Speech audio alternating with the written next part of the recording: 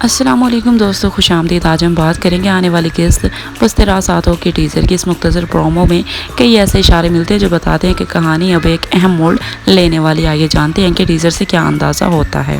انیس نے اپنے والدین کو ایک حادثے میں کھو دیا۔ اس کے بعد وہ اپنے تایا کے گھر رہنے لگا، جہاں اسے خاندان کے فرد کی بجائے نوکر جیسا سلوک برداشت کرنا پڑتا ہے۔ وہ خاموش رہ کر سب کی زیادتیاں سہتا ہے، یہاں تک کہ ایک سنگین کار حادثے کا الزام بھی اپنے اوپر لے لیتا ہے تاکہ خاندان بچ جائے۔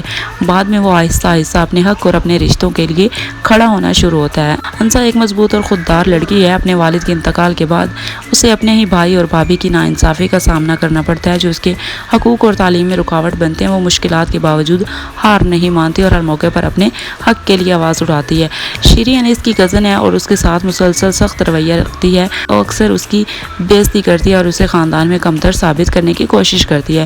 شایان منفی کردار ہے۔ اس کی لاپرواہی سے ہونے والے حادثے کا الزام بھی انیس پر آ جاتا ہے۔ وہ انیس اور ہنسا کی زندگی میں مزید مسائل پیدا کرتا رہتا ہے۔ ایپیسوڈ 20 تک کہانی اس موڑ پر پہنچتی ہے کہ انیس اور ہنسا کی زندگیوں کے مسائل آپس میں جڑ جاتے ہیں اور دونوں کو اپنے خاندانوں کے ناانصاف مشکل فیصلوں کا سامنا کرنا پڑتا ہے۔ آنے والی ایک ساتھ میں انہی رشتوں اور تنازعات کا مزید اثر دکھایا جاتا ہے۔